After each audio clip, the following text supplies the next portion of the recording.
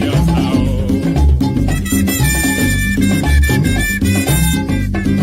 Àwọn òkè ńlá kò ní pàtàkì kìdí ọ̀kan. Gíga làbọ́jọ́, gíga làbókè. Àwọn ìtàkùn ọ̀nà wọn kì í bá wọn sípò ẹ̀yìn, wọn máa sọmọ síwájú ọ̀pẹ̀rẹ̀rẹ̀ ni. Ibi mo gbé ti yan orí mi. Ibẹ̀ lọ́ta ò lè mọ̀ o, ìwé ńlá o, kò ní irú wẹ́wẹ́ o.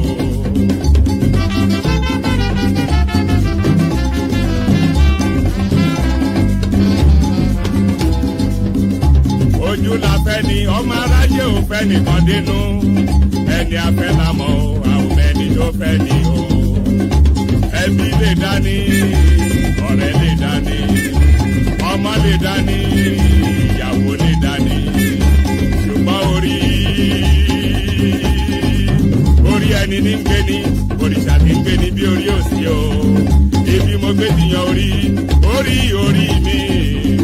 Ibẹ̀ lọ́ta ò lè mọ̀ o, ìwé ńlá o, kò ní irú wẹ́wẹ́ o. Ọ̀tá ìgbàgbà ẹ ṣọ́ra, ọ̀tá òkùnkùn ẹ ṣe wọ̀, orí ló mọ bí ẹsẹ̀ kiri o. Ẹ bá gbé náà lérí, ẹ bá ṣẹlẹ̀ yẹ láyà, ikú bá jẹ bọ̀ níta, ikú àfàwọ̀ sílẹ̀ o, èmi àdébí tí kò rí rè o. Alágẹmọ rèé. Adájọ́ òní ebèje, aṣọ gẹ̀rẹ́. Ẹ má lè dágẹ̀rẹ́ à, èmi àdébí tí kò rí rè o. Láì gboyà lápá, ẹlẹ́dàá mi, ewé ńlá o, kò ní rú wẹ́wẹ́ o.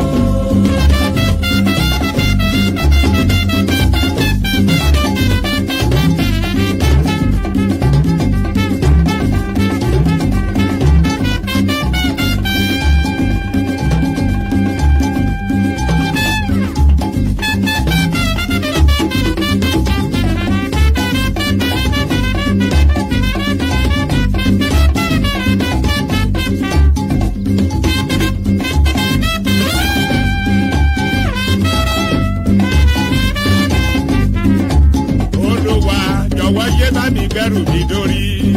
Oyin sáyé mi, ìbùkún sí iṣẹ́ òòjọ́ mi.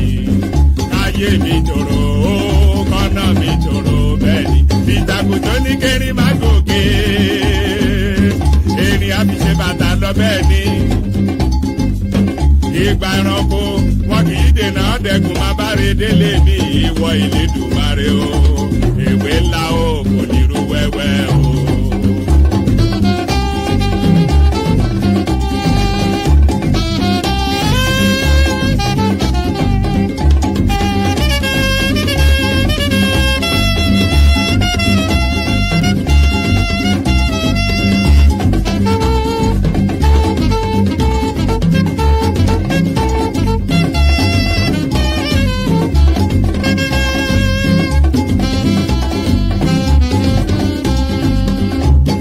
Kíkọ mo bá là ọwọ́, lílà mo bá pa odò. Tàtètè dáyé, mo bá àwọn àgbààgbà mẹ́jọ lọ́nà méjì wọ́n ń borí lórí ọ̀gbága. Mo ní nítorí kíni, wọ́n láwọn lòdùdù tí ń dorí erémèrè tí kì í dorí erémèrè ó bàjẹ́. Wọ́n láwọn àtayérọ̀ bí ọkọ, àwọn atọ́mọ bíbí ìbàlẹ̀. Wọ́n kọlà ọwọ́, wọ́n kọlà obì, wọ́n kọlà àwọn agbókègbodò àwọn tí ń dáná wele. Ewé ńlá ni tèmi, ewé ìrókò, ewé aládé, ewé ọlọ́pẹ̀, ewé olóye, ewé ìwọ́rọ̀ lálẹ́ odò ọba tuntun nídìí bí ewé olúwẹ̀rí. Ewé ńlá o ní kó ṣe bí Elédùmarè, ewé ńlá. Masali kaoribaya kasaida ya gaba. Gbọ́rọ̀ àṣẹ látẹnu mi. Ìwọ tó lè ṣàmì lórúkọ Jésù. Ọ̀dájú ogun tó ní tòun bá rẹ́yìn òun ò ní padà. Lórúkọ Ọlọ́run bàbá tọmọ tẹ̀mí mímọ́, iná Ọlọ́run kó jó dànù. Orúkọ mi ní Prophet Ṣólóyè Táíwò, bàbá orí òkè àṣẹ àtagbára. Látorí òkè àṣẹ àtagbára tó wà ní Gbẹ̀ǹkú area, Olódó garage nílùú Ìbàdàn. Máa sádàdí kàfà gbọ́ọ̀rọ̀ Olúwa. Ọ̀dájú ènìyàn tó ń bá ọ rìn tó lóhùn ní jẹ́ kó rógòlù láyé irú ẹni bẹ́ẹ̀ lórúkọ Jésù idà ọ̀run kó gé wọn dànù. Wò mí sà, Olúwa rán mi sí ọ̀pọ̀lọpọ̀ àwọn ènìyàn. Kí ni t'Olúwa dẹ̀ fi rán mi sí ọ? Òun náà ni pé má sọ ìrètí nù.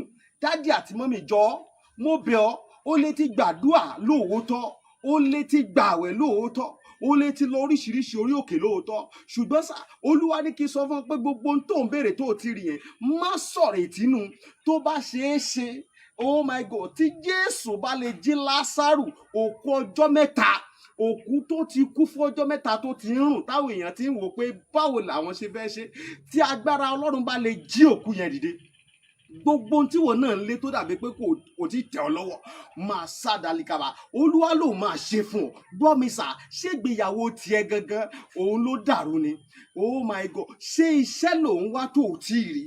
Màsádàlì kàpárìbàyà kàsáìdàyà, ṣé ìgbéga ló ń wá lẹ́nu iṣẹ́ tó ti rí? Kí ló ń tó o ti ń dààmú káàkiri? Ṣé ọmọ tó ti ẹ̀bí ló ń fún ọ ní wàhálà ní gbogbo ìgbà tó o ti lọ káàkiri tó dàbí pé o ti rí ọ̀nà àbáyọ? Olúwa ní kí n sọ fún ọ pé má sọ ìrètí nù. Wò mí sà, o ò tí ì pàdé ẹni tá a rán sí ọ ni, òun ló fà á, ṣùgbọ́n Olúwa rán mi sí ọ pé àkókò rẹ ti tó, òun fẹ́ tú ọ sílẹ̀ nínú gbogbo àjàgà ogun èyí tí ayé rẹ wà. Ẹnìkan máa ṣàmẹ gbọ́ọ̀rọ̀ Olúwa, gbogbo àjàgà ogun lórí ayé rẹ, gbogbo àjàgà ogun lórí àyànmọ́ rẹ, lórúkọ Jésù iná Ọlọ́run kó jádànù. Wò mí sà, bóyá o tiẹ̀ wà lókè òkun ò ń ṣiṣẹ́ ṣùgbọ́n síbẹ̀ ò lákòjọ, bóyá o tiẹ̀ wà lókè òkun ò wáwé ìgbèlú ṣùgbọ́n ó ti dààmú káàkiri ṣùgbọ́n dàbí pé kò tí ì tẹ̀ ọ́ lọ́wọ́, bóyá o tiẹ̀ wà lókè ní Nàìjíríà tí wọn náà ń lé visa ṣùgbọ́n tó jẹ́ pé gbogbo ìgbà ni wọ́n ń decline visa rẹ̀. Gbọ́ ìròyìn ayọ̀ rèé fún ọ, Olúwa ló fẹ́ yọ̀ǹda rẹ̀ fún ọ pẹ̀lú ọwọ́ agbára. Mi ò ní àkókò tó pọ̀ ṣùgbọ́n t'Olúwa rán mi ní sí ọ ni pé jẹ́ a jọ gbàdúrà papọ̀, jẹ́ a jọ wá ojú Olúwa. Kí ni orísun ogun tó ń jà ọ́ gan? Wọn ò tí ì rí orísun ogun tó ń jà ọ́ ló fi dàbí pé kò tí ì sí ọ̀nà àbáyọ. Jẹ́ kí n gbàdúrà pẹ̀lú rẹ, jẹ́ n ṣọ́nà fún ọ. Tí Olúwa bá sọ fún mi lórí ọ̀rọ̀ ayé rẹ, ìwọ náà jájọ gbàdúrà lé lórí. Kó wá ò pé ṣé lóòótọ́ ṣé wòlíì ni mo pè ní àbí kì í ṣe wòlíì? Wò mí sà, tó o bá pe wòlíì, ìwọ kọ́ ni wàá ṣàlàyé orísun ogun tó ń jà ọ́. Wòlíì l'Olúwa máa mí sí tí ó sọ àṣírí ogun tó ń jà ọ́, tí wàá sì rí i pé lóòótọ́ àṣẹ ni t'Ọlọ́run rán sí mi rèé. Wò mí sà, ọ̀pọ̀lọpọ̀ àwọn ìyanu ló ń ṣẹlẹ̀ lórí òkè tí mo ti ń bá ọ sọ̀rọ̀ yìí, ṣùgbọ́n mélòó ni mo fẹ́ tẹnubọ̀ nínú àwọn ìyanu tó ń ṣẹlẹ̀? Ṣùgbọ́n wọn náà lè gbìyànjú, jájọ gbàdúrà, má jẹ́ kó sú ọ, jájọ gbàdúrà. Mo máa ń sọ ní gbogbo ibi tí n bá dé, màá sọ fún ọ pé ọjọ́ tó bá lọ sọ pé ò ṣe mọ́, ìjọ ẹ̀ báyìí náà lógun ti borí ayé yẹn. Lórúkọ Jésù ogun ò ní borí ayé rẹ. Ẹ̀rọ ìbánisọ̀rọ̀ tí wàá fi pè mí fún àdúrà àti ọ̀nà àbáyọ sí ogun tó ń jà ọ́. Bóyá àwọn tiẹ̀ fẹ́ mọ àṣírí ogun tó ń jà ọ́, pè mí jẹ́ n gbàdúrà fún ọ kí n dẹ̀ sọ àṣírí ogun tó ń jà fún ọ. Nọ́mbà yẹn rẹ o, orí WhatsApp nọ́mbà gangan tí wàá fi pè mí sí, òun náà ni +234 70 25 47 54 27 +234 70 25 47 54 27. Lórúkọ Jésù àánú máa yanjú ọ̀rọ̀ rẹ. Gbogbo bí tó o ti dé tó dàbí pé kò sí ọ̀nà àbáyọ, ní kété tó o bá ti ń pè fún àdúrà, lórúkọ Jésù wàá rí ọ̀nà àbáyọ. Ògo ni forúkọ Olúwa. Jésù Olúwa wa. Àmín, àmín, àmín lórúkọ Jésù. Stay blessed.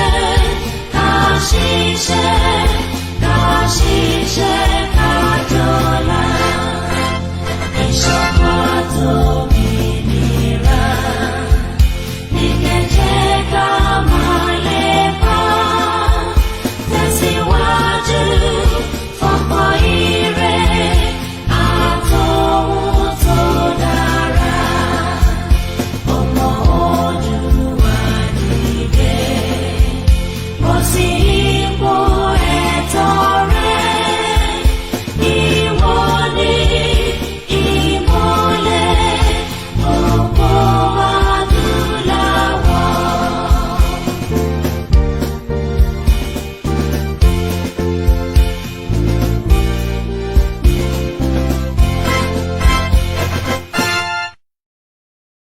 Massive Global kórè wọ̀lú o. Torí lóye. Ẹ̀talẹ̀ pẹ̀lú fọkànbalẹ̀. Torí lóye. Ẹ̀kọ́lé ẹ̀ralẹ̀ pẹ̀lú ìdẹ́lọ́rùn. Torí lóye. Torí lóye ọmọọba. Torí lóye. Massive Global Concept. Ilé iṣẹ́ tó ṣe é fọkàn tán nípa ká bá ní ralẹ̀ tàbí talẹ̀ tàbí ká bá ní kọ́lé tàbí ralé.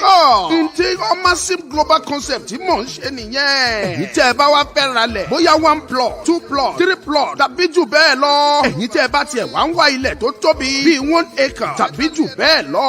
Ẹ̀yin tí ẹ̀ ń wá ilẹ̀ tí ẹ lè kọ́ hòtẹ́ẹ̀lì sí, ilé ìwé ìgbàlódé, ilé ìwòsàn aládàáni tàbí ilé iṣẹ́ ńláńlá. Ẹ má dààmú jìnnà. Ẹ tètè tara ṣàṣà máa bọ̀ ní Massive Global Concept. Ilé iṣẹ́ tiwa fini lọ́kàn balẹ̀. Bí ẹ bá ti ń ralẹ̀ lọ́dọ̀ tiwa kí ìwé ilẹ̀ yín sì máa pé pérépéré pẹ̀lú survey backup. Atakànmọ́lẹ̀ sí nọ́mbà 16 Pacific Lane Shagari Village nílùú Àkúrẹ́. Tàbí kí ẹ pe ẹ̀rọ ìbánisọ̀rọ̀ yìí 07039848569 tàbí 07046092484. Lẹ́ẹ̀kan sí 07039848569 tàbí 07046092484. Massive Global Concept. Ra ilé ralẹ̀ pẹ̀lú ìfọ̀kànbalẹ̀.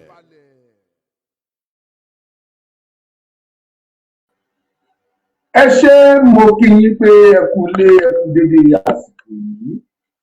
Ọmọlúkà ni mò ń jẹ́ ǹjẹ́ fún àǹfààní ẹ̀yin tí ẹ ń wò mí fún ìgbà àkọ́kọ́. Mo kí yín o lọ́mọdé lágbàlagbà lọ́kùnrin lóbìnrin lónílé lálejò àtoyúnú àtàṣẹ ẹbí gbogbo yín ni mo kí.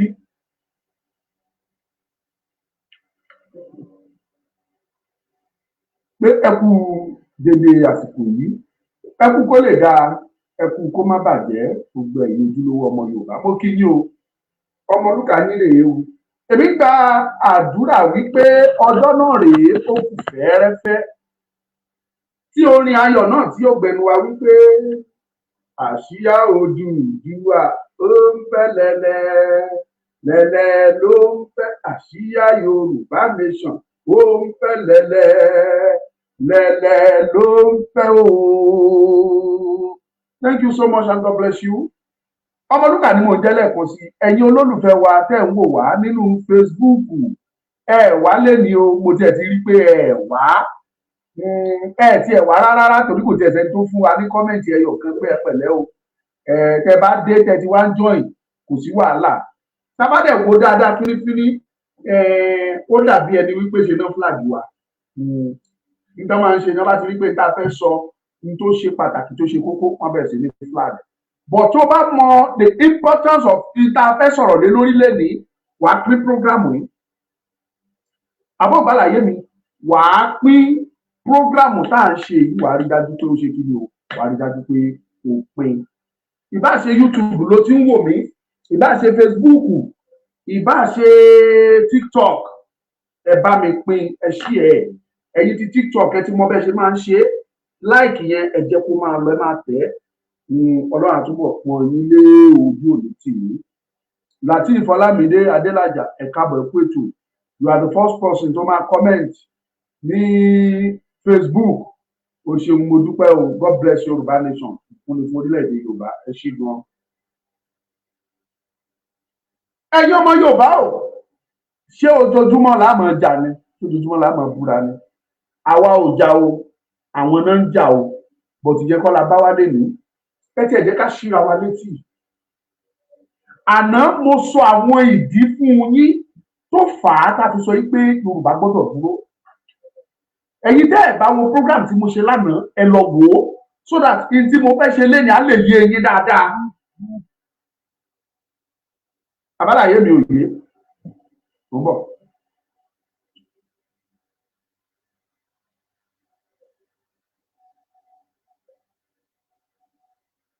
So ẹ̀yin tí ẹ bá mọ ìta ṣe ní àná ẹ lọ wò ó so that ìta wà fẹ́ ṣe léni á lè yé yín dáadáa. Ìdí tí Yorùbá fi gbọ́dọ̀ dá dúró òun ni mo sọ̀rọ̀ lé lórí lánàá. Ṣé Yorùbá ń jìyà tàbá àjìyà? Ìbéèrè tó yẹ kí gbogbo wa jọ dáhùn ni kí ni wọ́n ń pè ní ìyà.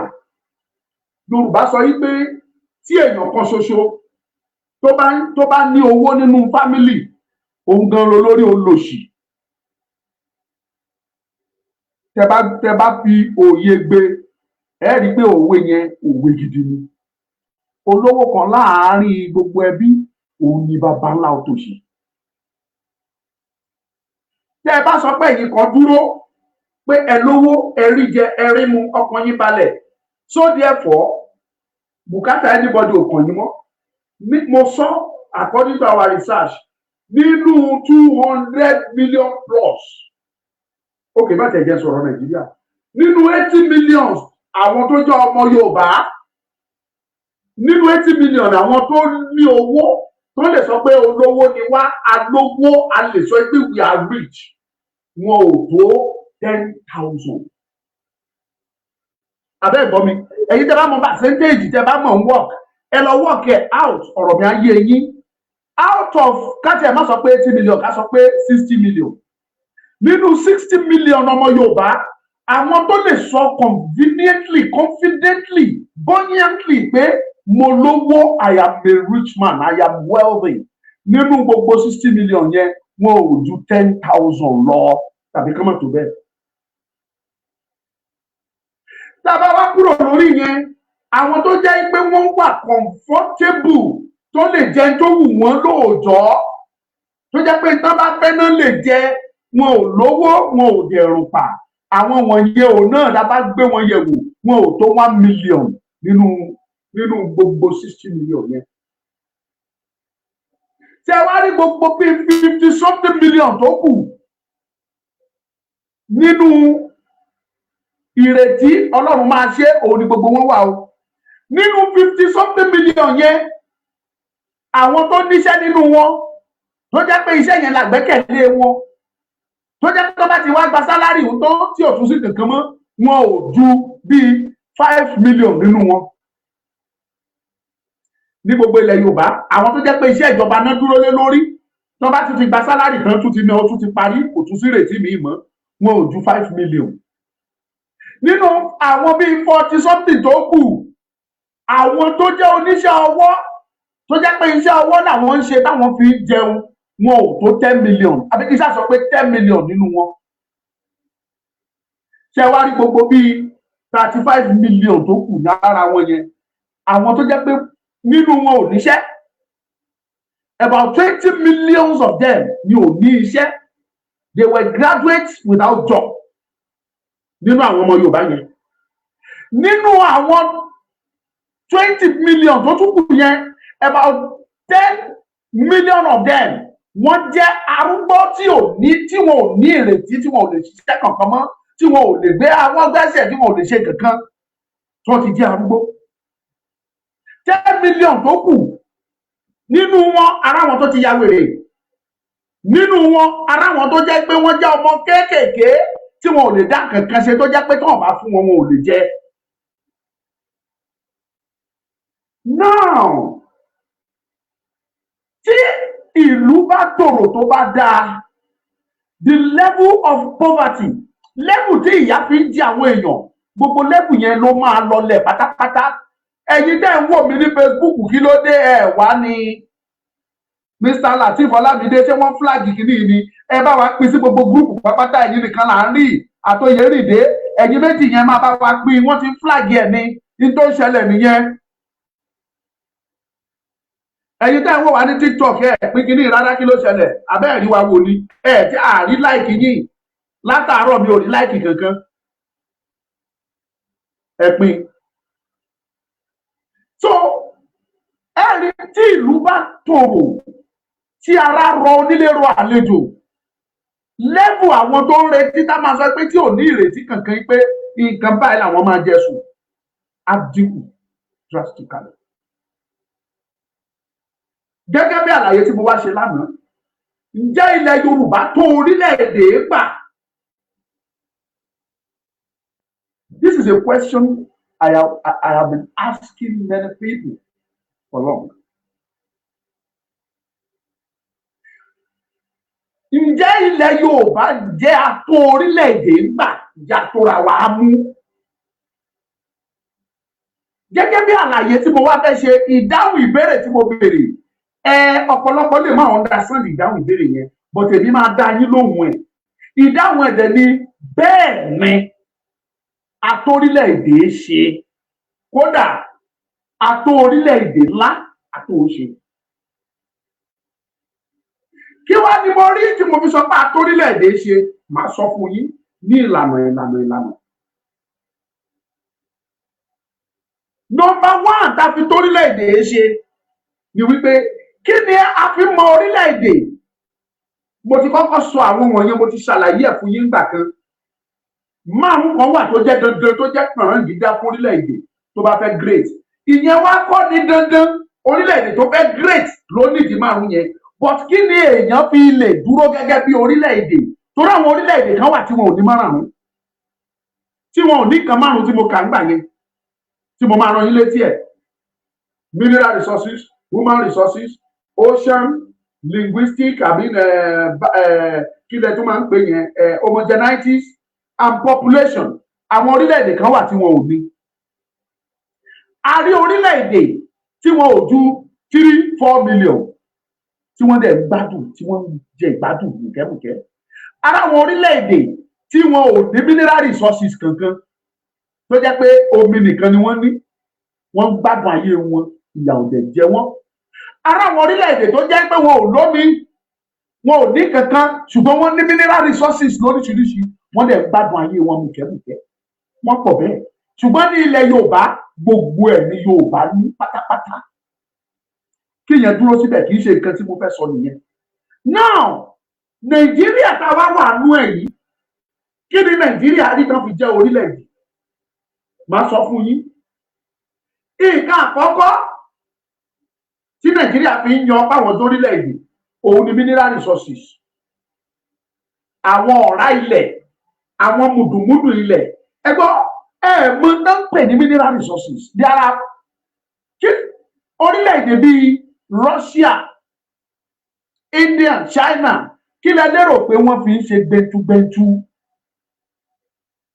Wọ́n ní àwọn ọ̀rá ilẹ̀ kan tó jẹ́ pé ó ní agbára, ó kọjá àlà. Tá a bá sọ̀rọ̀ iron ore, ìyẹn ọ̀rá ilẹ̀ tí wọ́n fi ń ṣe irin, àwọn Russia ló ní jù ní gbogbo àgbáńlá ayé. Ẹ gbọ́, Russia ló ní jù láyé. Ẹ wá ní kí wọ́n má dá gbẹgbẹ lúkẹ. Ẹ sọ orílẹ̀-èdè tí wọn ò ti ń lo irin fún mi. Wọ́n á lo irin sí mọ́tò, wọ́n á lo irin fi kọ́lé, wọ́n á lo irin fi ṣe everything. Kò sí ìlédè kó má ní ẹ̀kántà pẹ̀lú irin. Orílẹ̀-èdè Russia, àwọn ló pọ̀ jù nínú àwọn tó ń lo irin, tó ní irin, èròjà tó fi ń ṣe irin jáde, iron ore. Orílẹ̀-èdè Russia ló ní jù lágbàáyé. Ilẹ̀ Yorùbá ní o, ṣùgbọ́n a ní kó pọ̀ tó ti orílẹ̀-èdè Russia. Ó di ìkíní. Ìkejì, ní orílẹ̀-èdè Russia wọ́n ní kankan tó ń pè ní plutonium. Plutonium yẹn àti uranium ọ̀tọ̀ọ̀tọ̀ ni. Uranium wà, plutonium wà, potassium àbí ní ṣe potassium ní kẹta àbí ní kiri kan. So mẹ́tẹ̀ẹ̀ta tí mo dárúkọ yìí, ara àwọn ọ̀rá ilẹ̀ tó jẹ́ pé wọ́n rí láti inú ilẹ̀ ni. Ṣé wá rí nǹkan mẹ́tẹ̀ẹ̀ta yìí? Owó gọbọi ni ní ọjà àgbáyé. Ìdí tó dẹ̀ fi jówó gọbọi ni wípé wọ́n lò ó láti fi ṣe àwọn nǹkan ìjà. Like uranium, kò sí àwọn tó bá ń ṣe nuke, ẹ mọ̀ tán pè ní nuke, nuclear weapon náà ń pè bẹ́ẹ̀. Àwọn bọ́ǹbù tó jẹ́ pé tán bá ju ẹyọ kan ó lè pa gbogbo Nàìjíríà rẹ́. Àwọn náà ń pè ní nuke. Tán bá ju ẹyọ kan ó lè bà gbogbo ìlàjì Áfíríkà kó bàjẹ́. Àwọn irú bọ́ǹbù bẹ́yẹn náà ń pè ní nuclear weapons. Kò dẹ̀ sí kankan nínú ẹ̀ tán bá máa ṣe tí ò ní èròjà uranium nínú, tí ò ní èròjà plutonium nínú. ọ̀rá ilẹ̀ dẹ̀ ní méjèèjì ibẹ̀ náà ti ń wá jáde. Ìwádìí sì ń lọ àti ìmọ̀ bóyá ní o ní Nàìjíríà o, I'm not talking of ilẹ̀ Yorùbá, but àwọn kan wà tọ́lọ́run ti fi kẹ́ ìran Yorùbá tó jẹ́ pé owó ńlá ni láwùjọ àgbáyé. Ọ̀pọ̀lọpọ̀ nínú ẹ̀ ní Nàìjíríà tó ti discover, ọ̀pọ̀lọpọ̀ náà dẹ̀ ti discover tó jẹ́ wípé wọ́n wà á wọ́n dẹ̀ fi powó fún àǹfààní àwọn ọmọ Fúlàní. Ìwọ gan tó o ní òmò ìwúlò ẹ̀ òmò bó ṣe jẹ́.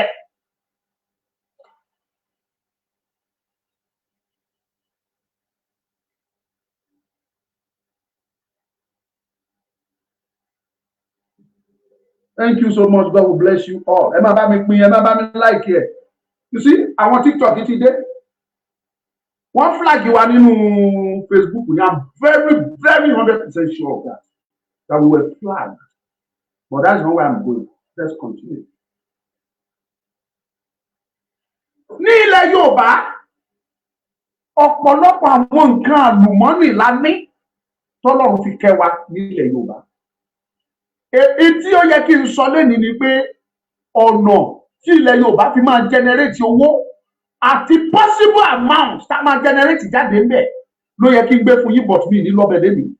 Ibi tí màá lọ ní àwọn nǹkan àlùmọ́nì ọ̀rá ilẹ̀ wọ̀nyí àti possibly kì í ṣe gbogbo ẹ̀ ni mo mọ nǹkan tán lò fún, but tá a bá lọ sórí Google, tá a bá lọ Google ẹ̀ á mọ nǹkan lò fún níbẹ̀.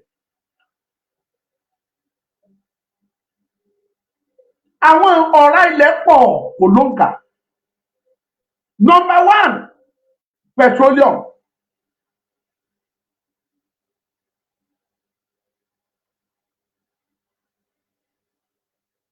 Petroleum tó jẹ́ pé ní gbogbo àgbáńlá ayé òun ló sì wà precious sáwọn èèyàn jù tó wúlò jù. Bó ti jẹ́ pé àwọn òyìnbó kan ti wá ń pète bí ò ṣe ní wúlò tó bẹ́ẹ̀ mọ́. Ẹ mọ̀ pé ìtàn pè ní petroleum ọ̀pọ̀lọpọ̀ ní òye. Ṣé ẹ rí ìtàn pè ní petroleum yẹn? Ọ̀rá ilẹ̀ ní ilẹ̀ ló ti ń sun jáde, inú ilẹ̀ ló wà. Àwọn tó dẹ̀ ń wà á wọ́n máa gbẹ́ bí ìgbà tán bá gbẹ́ kànga, ó ní machine tán fi ń ṣe é tán fi máa lọ wà jáde láti inú ilẹ̀. Àwọn kan wà tán pè ní onshore tó jẹ́ pé ó máa sun jáde ní láti inú ilẹ̀ jáde, ó ní bọ́n ṣe é ṣètò gbogbo ẹ̀. Ṣùgbọ́n ṣe wá rí tán pè ní petroleum yẹn tó bá wà jáde, in tó wà nínú ẹ̀, ìdí tó fi dàbẹ́ ni pé petroleum wúlò, kò sí orílẹ̀-èdè tó bá ní tó máa ń tòṣì ní àgbáyé àfi Nàìjíríà nìkan. Please, tó bá jẹ́ ìdẹ́wà ní TikTok nìkan lè máa listen sí mi, I will advise you do listen. Àti Facebook, YouTube, ẹ̀fà àwọn ti Facebook lẹ̀, wọ́n ti flag here. That is why people don't call me. Listen to me and to my explanation. Ṣé petroleum yẹn ọ̀pọ̀lọpọ̀ àwọn nǹkan ló máa ń jáde láti inú ẹ̀. Ìdí tẹ́bi rí pé kò sí orílẹ̀-èdè tó bá ní petroleum tí ìyà máa ń jẹ.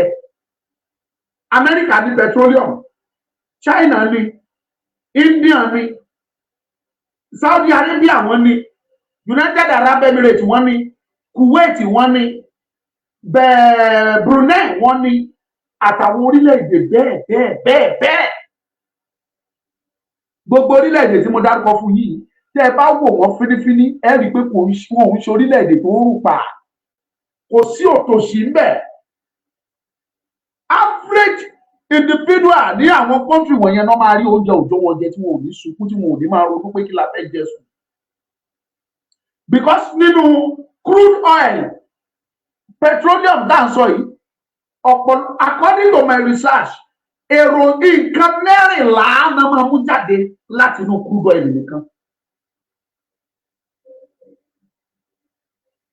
Mẹ́rìnlá, mo bọ̀, mo fẹ́ òbí a máa gbé jáde fún yín. Mo ti ṣe máa mọ̀ o, kì í ṣe pé mi ò mọ̀ o.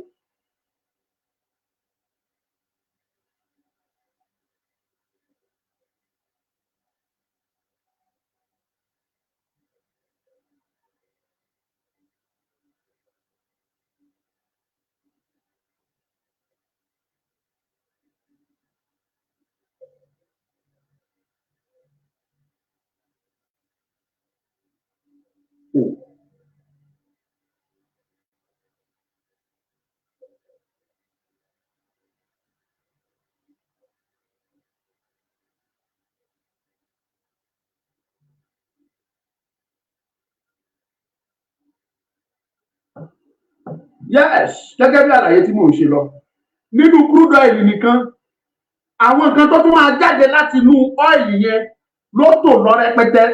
Of course wọ́n máa mú gasoline jáde, gasoline yẹn lẹ pè ní petrol or PMS, ìyẹn làwọn mọ́tò ń lò tá a dẹ̀ tún ń lò fún jẹnẹrétọ̀ wa kéékèèké. A ní dísù ó di méjì, ẹ jẹ́ bẹ̀rẹ̀ petrol number one á jáde nínú petroleum. Ìtàn pè ní petroleum yẹn ìtò ń jáde nínú ẹ̀ ni mò ń kà fún yín o níwọ̀nba tí mo mọ̀. Petrol á jáde nínú ẹ̀ tó ń pè ní gasoline, dísù á jáde, kerosene á jáde, aviation fuel á jáde tó ń lò fáwọn aeroplane á jáde tó di mẹ́rin, engine oil á jáde tẹ́ẹ̀dà sí mọ́tò tẹ́ẹ̀dà sí generator á jáde ó di márùn-ún. Ní inú petroleum the same, paraffin wax á jáde láti inú ẹ̀. Paraffin wax yẹn náà fi ń ṣe jelly, òun náà fi ń ṣe vaseline tẹ́ẹ̀ fi ń para. Petroleum jelly á jáde náà fi ń ṣe àwọn candle tẹ́ẹ̀ ń tàn tẹ́ẹ̀ ń rí wọ̀nyẹn, candle tí ṣẹlẹ̀ ń pè ní mọ́lẹ̀, inú ẹ̀ náà fi ń ṣe á jáde. Láti inú ẹ̀ náà mo bọ̀ kí ni ìkan tó wà tó máa jáde tó fi ń ṣe paint, ọ̀dà tó fi ń kunlé á jáde. Láti inú ẹ̀ kí ni tó fi ń ṣe perfume tó fi ń ṣe scent á jáde. Gbogbo ẹ̀ ló wà bíi paraffin, oní, butane, diesel fuel, fuel oil, gasoline, kerosene, liquefied natural gas á jáde, petroleum gas á jáde torí oríṣi gáàsì méjì ló wà, natural gas wà, petroleum gas wà, á jáde. Propane á jáde láti inú petroleum, then microcrystalline wax á jáde, nepal á jáde, naphtha á jáde, naphthalene á jáde, paraffin wax á jáde, petroleum jelly á jáde, petroleum wax á jáde, refined asphalt á jáde, refined bitumen á jáde. Ó tún yàtọ̀ sí natural bitumen. All those things ló jáde láti inú petroleum. Ẹ̀yin ọmọ Nàìjíríà, ọmọ Yorùbá tẹ̀ ń wò mí, ẹ wá wo àwọn nǹkan tí Yorùbá lose. Ọkùnrin sọ pé Nàìjíríà intentionally nínú crude oil kan ṣoṣo, ẹ wo iye nǹkan tó máa jáde nínú ẹ̀. Nàìjíríà ò dẹ̀ ní refinery, wọ́n máa wá crude oil wọ́n wá sínú àgbá tó ń pè ní barrel, ó ní bí barrel yẹn ṣe rí, tó bá ti wá sínú ẹ̀ wá tà á, wọ́n kó lọ sí ibi tó ti ń tajà, tó bá ti tà á wọ́n lòdù ẹ̀ sínú àwọn vessels, àwọn chíìpù ńláńlá tó ń kó epo, wọ́n lòdù ẹ̀, wọ́n kó lọ sórílẹ̀-èdè Amẹ́ríkà, èyí tó wọ́n kó lọ sí Canada, èyí tó wọ́n kó lọ sí kínní, gbogbo àwọn orílẹ̀-èdè yẹn á wá padà ra gbogbo ẹ̀ lọ́wọ́ wa, àwọn á wá refine ẹ̀ lọ́dọ̀ tiwọn.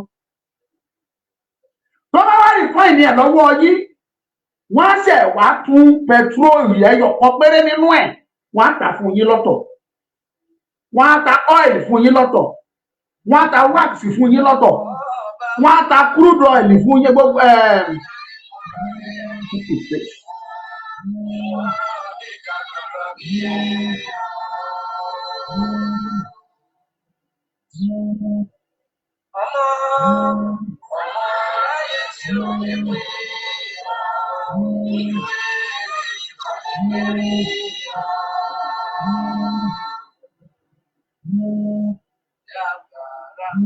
What? About you?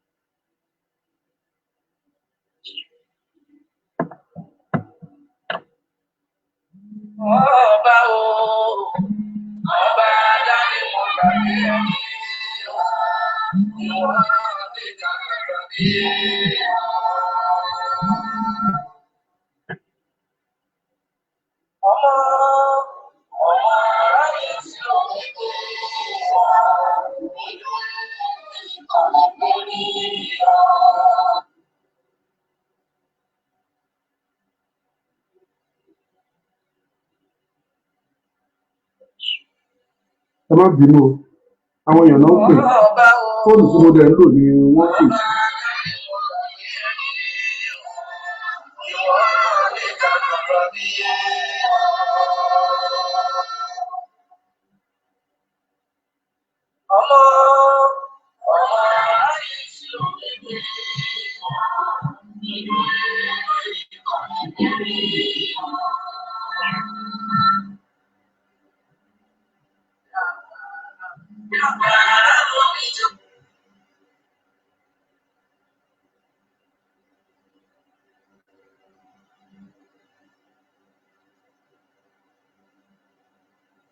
ẹ má bínú sí wa ẹ jọ̀ọ́ àwọn èèyàn ń pè wá ní o.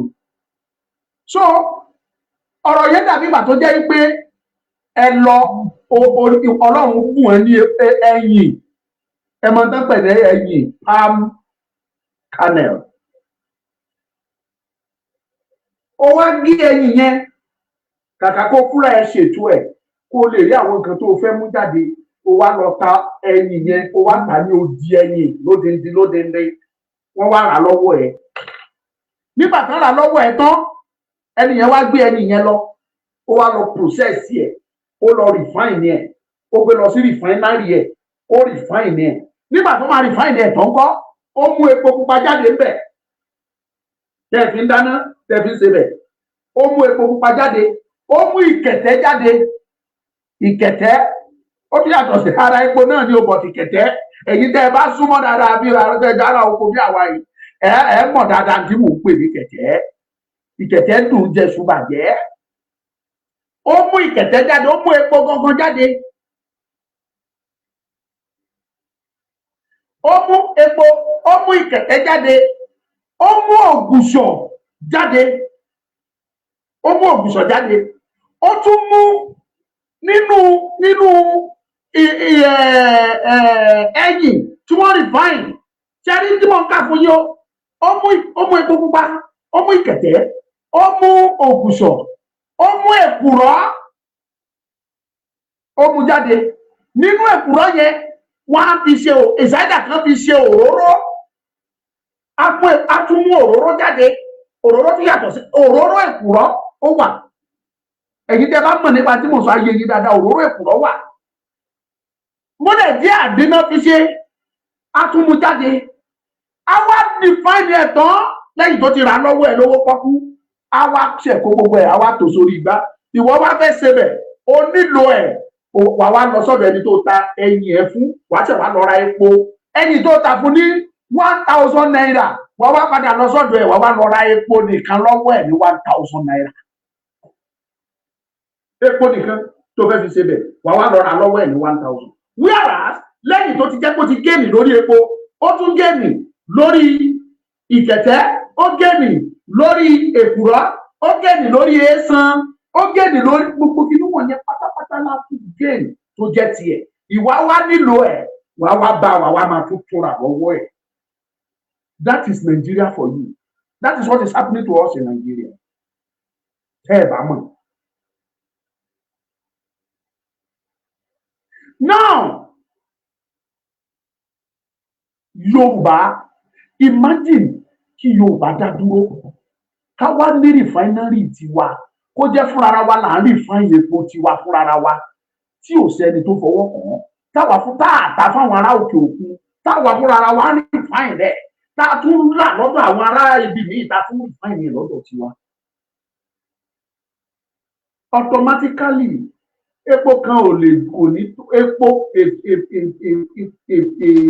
litre of fuel kò ní ju bí 10 naira lówó wa ọ̀ tá a bá ti wá ní orílẹ̀-èdè tiwa tá a ti ní rúbà kò ní ju bí 50 duaka which is equivalent to 50 dua yẹn á dàbí bàtà bá sọ pé 50 cents tàbí 50 kobo. Yes, it is possible. Ara àwọn country tó jẹ́ pé di ọ̀la epo tí wọ́n oye tán ta epo lórílẹ̀-èdè wọn kò tí ì tó $1. Bẹ́ẹ̀ ni mo sọ fún yín. Tí wọ́n ta lítà epo kan, àwọn country kan wà bẹ́ẹ̀. Ara àwọn country tó ń ta epo tí wọ́n ní $1 o. Ṣùgbọ́n àwọn country kan wà tó jẹ́ pé lítà epo kan lọ́dọ̀ tí wọ́n kò tó $1 is about 25, 30 to 40 cents ni wọ́n tepo. But look at Nigeria, look at Yoruba land. Àwa ni ìyà yẹn jẹ jù. Petroleum ni mo sì pè fún yín o, tí mo tú palẹ̀ fún yín o. Lẹ́yìn yẹn, a ní iron ore, mo ti ṣàlàyé ẹ̀ fún yín. Òun náà fi ń ṣe irin kákàkiri. We have asbestos. Ẹ̀mọ́ tán pè asbestos. Asbestos tẹ́ owó wọ̀nyẹ tẹ́ rí kì í ṣe tán pè asbestos nìyẹn. There are natural resources kan tán pè ní asbestos. Ó tún ní tán lò fún. Possibility wà kó wà lára kan tán lò sí asbestos tó wà lókè. I can't say. I am not a scientist. Even if I am a scientist, I am not into that area. We have barite. Barite tí wọ́n sọ yìí ó dàbí òkúta olówó iyebíye ni. Irú barite yẹn sì wọ́n discover ẹ̀ ní ìlú wa nílùú tèmi. According to my research, barite yẹn 1 kilo ẹnìkan is about $35,000. Barite. 1 kilo, 1 kg is about $35,000. Imagine how our ton, you know, I'm a kilo to 1 ton. That's about 50 kilo. Okay, how our ton can be made at the metal new cotton soil. 35,000 multiplied by oye to get you. Because you are changes in naira. And you're there more. According to what I have just been told, ni pé wọ́n sọ fún mi pé lẹ́yìn tí wọ́n discover mẹ́rin oríṣi mẹ́rin ọ̀tọ̀ọ̀tọ̀ náà discover nílùú wa. Recently, wọ́n discover barite, wọ́n discover flogophyte, wọ́n discover gypsum, wọ́n discover mica àti hematite nílùú wa. Gbogbo kí ni wọ̀nyẹn owó ní thousands of dollars ní per kg. Wọ́n dẹ̀ sọ fún abáyé pé gọ́ọ̀mẹ̀ntì ti gbé àwọn èèyàn wá bẹ̀, wọ́n ti bẹ̀rẹ̀ sí ní survey ibẹ̀, wọ́n fẹ́ bẹ̀rẹ̀ sí ní wá. Wọ́n á máa wá lọ òkun tí Ọlọ́run fi jogún fún yín. Wọ́n á wá lọ, wọ́n á tà á, wọ́n á kówó ẹ̀ sápò, wọ́n á kó, wọ́n á fi tún ilẹ̀ Fúlàní àti ilẹ̀ Haúsá wọ́n á fi tún ṣe. Ìwọ tọ́lọ́run dẹ̀ jogún ẹ̀ fún, ó tiẹ̀ ní fojú rí. Wọn ò ní jẹ́ kó gbàbẹ̀ kọjá.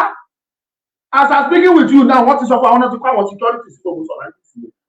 Kọ́mọ ìlú yẹn ọmọ ọ̀kà kó má bàa gbàbẹ̀ kọjá.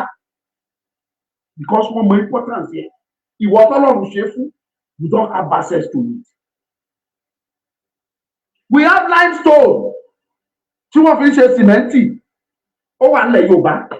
Àwọn nǹkan tá a ní nílẹ̀ Yorùbá ni mo ń kà fún yín wọ̀nyí o. We have ceramic. Lẹ́nìí kò sí ilé tẹ̀ máa dé bẹ́ẹ̀ ní bá tiles.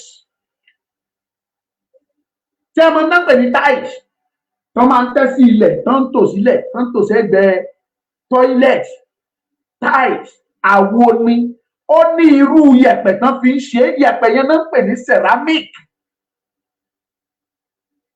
Nígbà yẹn bàbá Ajáṣin, bàbá yẹn ti rí wípé a ní ceramic ní Ondo State. Ọ̀nà bíi mẹ́rin ni ceramic wà ní Ondo State. Ceramic wà ní Òkèlúsẹ̀, ní Ifọ̀n, not Òkèlúsẹ̀. Ceramic wà ní Ifọ̀n, ceramic wà ní Ṣúpárè, ceramic wà ní Ìṣùwà, ceramic wà ní Ìdó-Àní, Londo North, gbogbo ẹ̀. Bàbá yẹn wá gbé ceramic factory yẹn, ó gbé wá ńgbà yẹn pé kán lè máa ṣe àwo. Bí mo ṣe ń bá yín sọ̀rọ̀ yìí, Nàìjíríà ti dá yẹ, ó ti kú kù, it's not even functioning. But I want to tell you this, ẹ̀yin ọmọ Yorùbá, kẹ́ ẹ bá lè mọ reason táwa yìí ṣe ń pariwo. Kò sí ọjọ́ náà tó máa jẹ́ kó function. Kò dẹ̀ sí ọjọ́ náà. Níwọ̀n ìgbà tó bá ti jẹ́lẹ̀ Yorùbá, wọn ò ní jẹ́ kó ṣiṣẹ́ láyé. Ẹ dárúkọ ilé tẹ́ máa wọ̀ lẹ́ni fún mi tẹ́ẹ̀ ní bá tiles níbẹ̀. Àwọn old building tí wọn ò ṣe tiles sí gan, wọ́n ti padà lọ ń renovate tí wọ́n á lẹ tiles sí. Ẹ̀yin ọmọ Yorùbá, ceramic tá a ní l'Ondo state according to àwọn tó mọ̀ nípa ẹ̀ tán sọ fún wa is enough to serve the whole West Africa. Tá a bá produce tiles níbẹ̀ nìkan, tá a bá produce tiles níbẹ̀, it is enough láti supply gbogbo West Africa pátá ní tiles tó máa lò. But it is a pity wípé ní Nàìjíríà lẹ́ni Italy lẹ́tí lọ ń kó tiles wá, Italian tiles, Chinese tiles, òun lẹ́yìn kó wá tẹ́ ń lò kí n tó wà ní ogi mú yín tọ́lọ́run fi jogún fún wa. Ẹ máa gbọ́ ìfọ́n ceramic náà fi ń ṣe àwọn àwo ló wà fún àwo yẹn náà kò dẹ̀ sí ìyàtọ̀ náà wọn àtàwọn tiles. Imagine kí yẹn nìkan wà. Do you know about 100,000 people will be working there? About 100,000.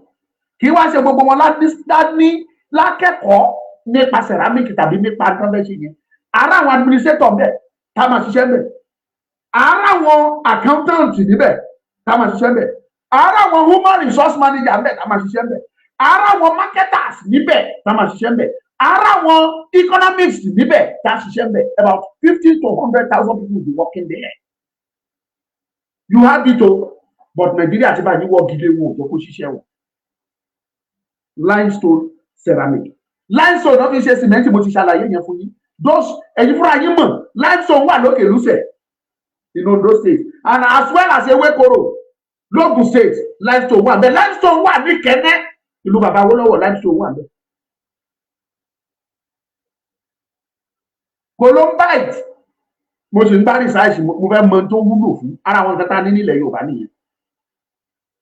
We have copper gbogbo wa la mọ̀ tán pè ní copper. Ẹ̀yin kan lé àwọn màmá wa ló máa ń pè ní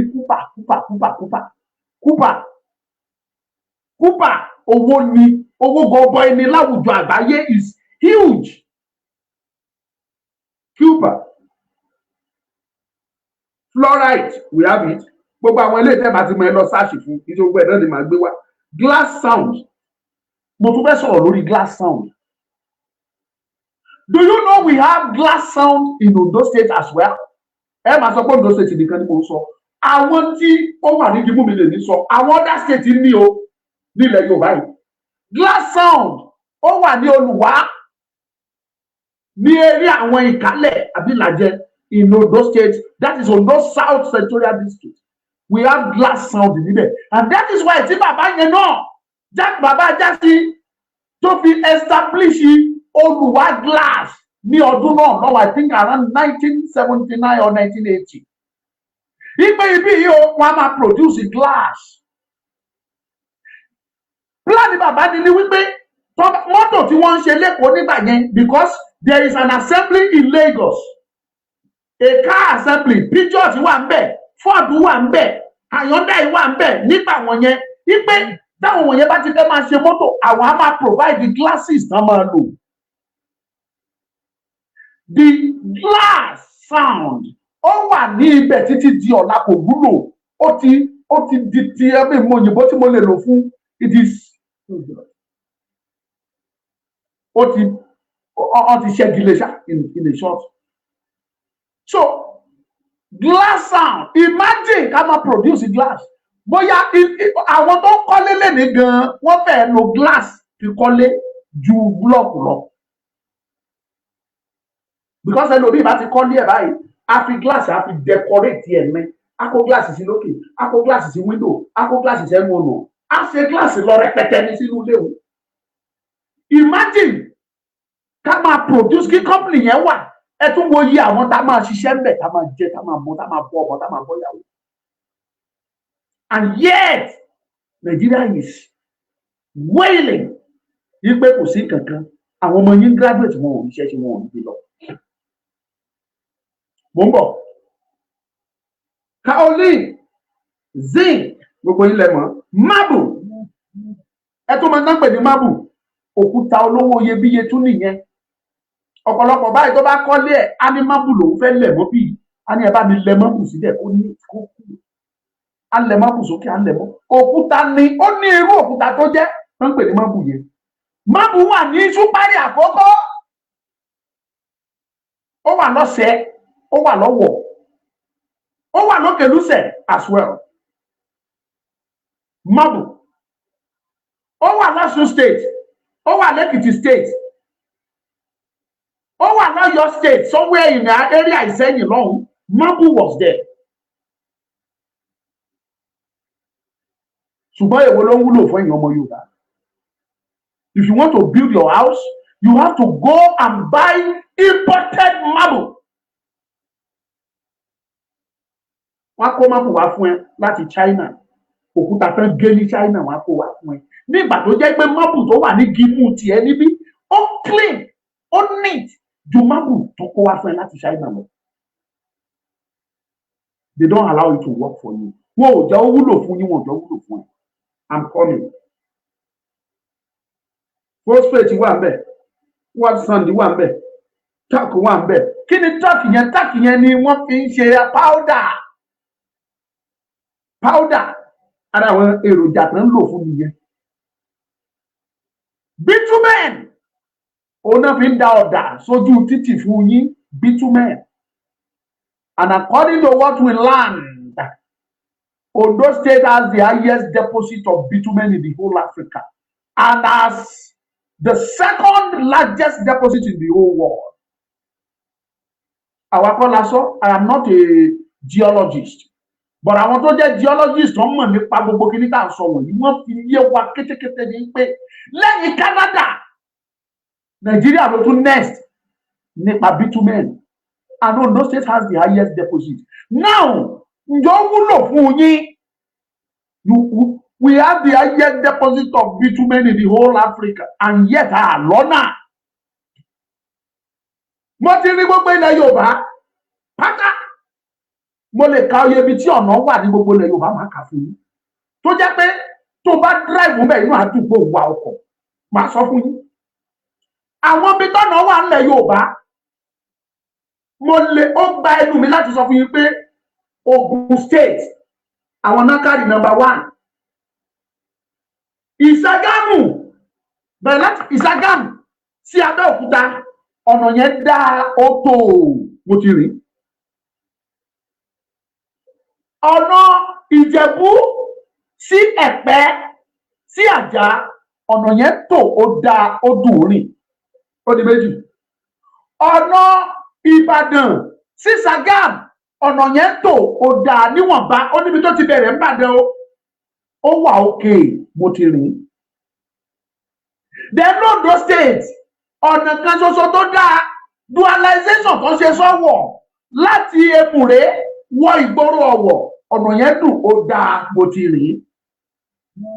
Then ìkan náà tún wà ní Òṣòro, tó bá bọ̀ láti Òṣòro tó bá wá sí Òkìtìpupa, ọ̀nà yẹn wà ó lọ sí Ìgbọ́kọ̀dá direct, ọ̀nà yẹn náà dùn ó dá mo ti rìn. Àwọn ọ̀nà tó wà nílẹ̀ Yorùbá nìyẹn, yàtọ̀ sáwọn ọ̀nà díẹ̀díẹ̀ náà l'Èkìtì tó tún ṣe.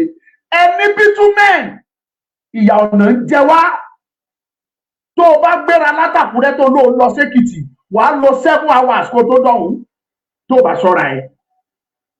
Àfi tó bá fẹ́ lọ gba ọ̀nà long journey, kó o fẹ́ lọ gba ọ̀nà Ìgbàrà Òkè wọlé. Ó dàbí ẹni tó lọ s'Èkìtì látèkó tó ṣe gba ti Port Harcourt, gbàgbẹ̀ dá sí Lọ́kọ́jà.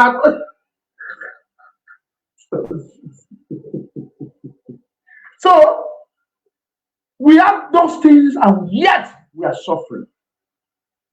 Nigeria will never allow them to work for you.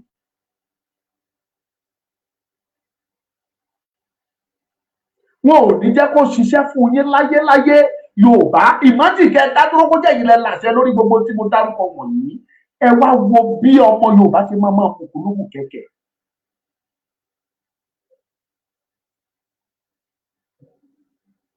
We have gold. Gold ń lọ́ra bí dún ní. Àwọn bóyá ni kò sí state náà ní ilẹ̀ Yorùbá tí ò ní gold. Tó o bá wà ní Iléṣà, yẹ̀pẹ̀ tí àgbàrá ń gbá lásán tó o bá bù sókè wàá máa wo gold ní Iléṣà. But they don't allow you to work for you. Mo lọ sí Ìjẹ̀bú mo dé Ìmọ̀sán níbi tán ti ń wa gold. Wọ́n sọ fún wa pé ká má pẹ́ ká tètè máa lọ pé àwọn security máa dé ilẹ̀ bàbá tiwa. I was at Ìmọ̀sán, mo lọ wo bẹ̀, mo rí bọ́n ṣe dígì bẹ̀, tán ti gbẹ́, tán ti wa gold kọjá àfẹnusọ. Iléṣà, gbogbo gold yìí kò wúlò fún yín, wọn ò jẹ́ wúlò fún yín. Londo State, gold wà nílùú mi lọ́kà kókó, gold wà Londo town láyéyẹmí Londo town, gold wà bẹ́ẹ̀. Gold wà ní Ọ̀wọ̀, gold is in Ọ̀wọ̀ Londo State. Gold wà l'Èkìtì.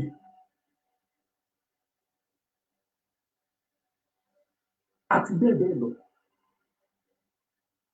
And yet, the most painful part of it is that we have the finest gold in the whole Africa. Gold wà ló rẹwà jù ló find it. Ṣùgbọ́n ojú lẹ fi rí, ètè yín ò kàn án. When they refine it, tán bá ti kó, tán ti mine ẹ̀, tán ti ṣe tán wá rù lọ. Ojú lẹ fi máa rí. Àṣẹ̀wá àṣẹ̀yìnbọ̀, wọ́n á wá ta kékeré bí irú eléyìí fún yín. Kò ní ju báyìí lọ, wọ́n tà fún yín ní 500,000 naira. Bóyá eléyìí tí wàá fi ṣe bọ́tìn sápá aṣọ ẹ̀bí irú eléyìí. Eléyìí ó ṣe góòdù aṣọ ni o, oore o. Ẹ má rò pé góòdù kẹ wá ká mi mọ́lé o. Aṣọ leléyìí o, wọ́n kàn ṣe ní golden colour ní ilé. Ẹ wò, aṣọ ni o. Ṣé ti rí pé aṣọ ni? Oore, ẹ wò dáadáa. Ṣé ti rí pé aṣọ ni? But wọ́n kàn ṣe irú eléyìí fún ẹ pé ọkàn tí ẹ fẹ́ máa lò ó, ó fẹ́ máa enjoy yẹn. Wọ́n á sọ fún ẹ pé 500,000 naira. Nǹkan kó jáde nílẹ̀ bàbá àtìyẹ. What belongs to your father? Your inheritance. Ọmọ Yorùbá. Ṣé ẹ ti wá rí ìdí tó fi yẹ kí gbogbo wa dìde ká sọ pé Yorùbá gbọ́dọ̀ dá dúró? Tí Nàìjíríà gan bá pàpà sọ pé àwọn fẹ́ fagídí ṣe gbogbo kí níwọ̀n ìpá àwọn fẹ́ kó máa ṣiṣẹ́ kẹ́ máa ríṣẹ́ ṣe mẹ́kẹ́ máa ṣe. They will never allow you to supervise or to control it or to have any dominion over it.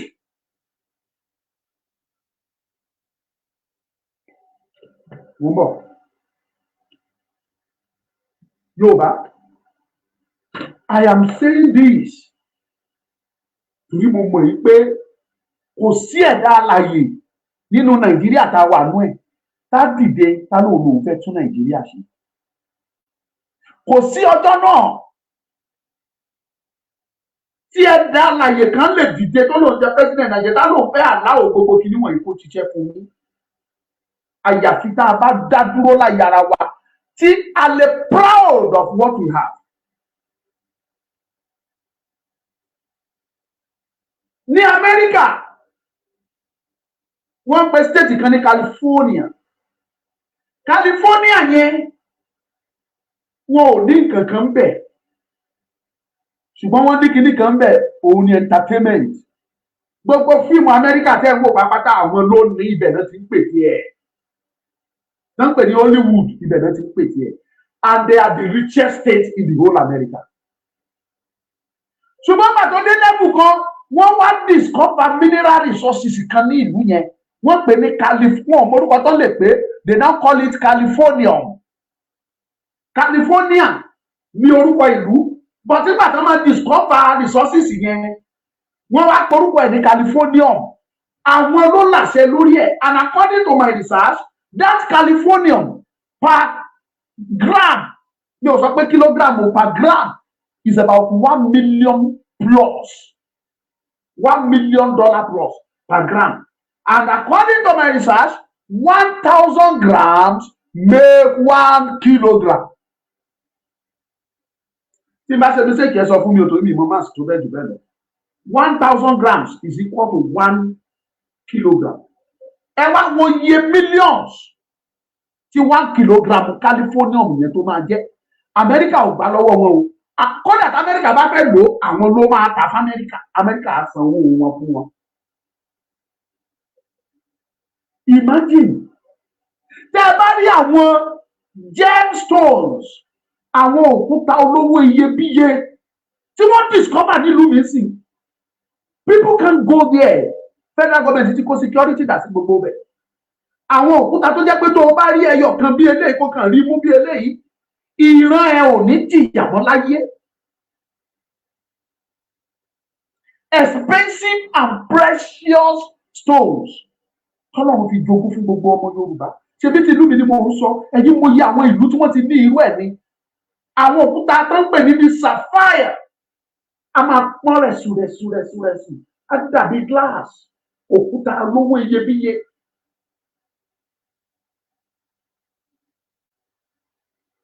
They don't allow you to have access over it.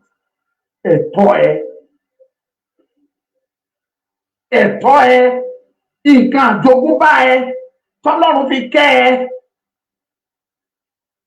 Yorùbá ẹ ronú.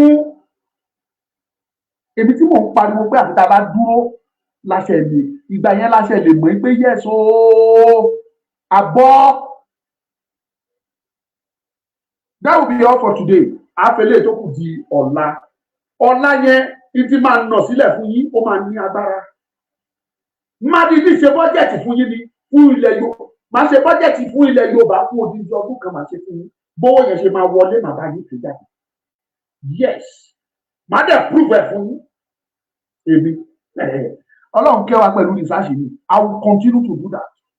Èmi. That will be all for today. I appreciate you all. Mo dúpẹ́ lọ́wọ́ yín ọlọ́mọdé lágbà lọ́kùnrin lóbìnrin lóbìnrin lálejò.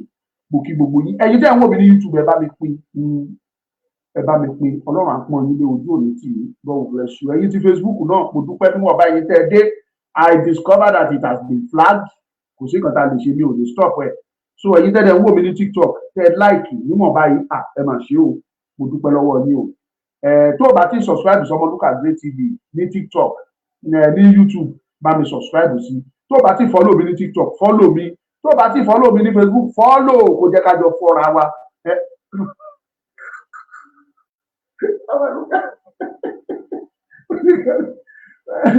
Má rò pé mo sọ pé mo fẹ́ fọ́ ẹ omi ìmú kan ó jábọ́ ni o. Èmi ò fọ́yàn o. I get my wife for house. Kò tí ẹ gbọ́dọ̀ gbọ́.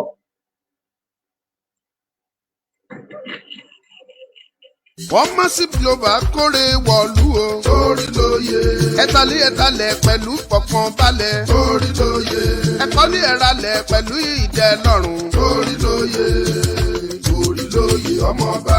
Torí lóye. Commercial Global Concept. Ilé iṣẹ́ tó ṣe é fọkàn tán nípa ká bá ní ralẹ̀ tàbí talẹ̀ tàbí ká bá ní kọ́lé tàbí ralé. Ǹjẹ́ Commercial Global Concept tí mò ń ṣe nìyẹn. Èyí tẹ́ ẹ bá wá fẹ́ ralẹ̀ bóyá 1 plot 2 plot 3 plot tàbí jù bẹ́ẹ̀ lọ. Ẹ̀yin tẹ́ ẹ bá tiẹ̀ wá ń wá ilẹ̀ tó tóbi bíi 1 acre tàbí jù bẹ́ẹ̀ lọ.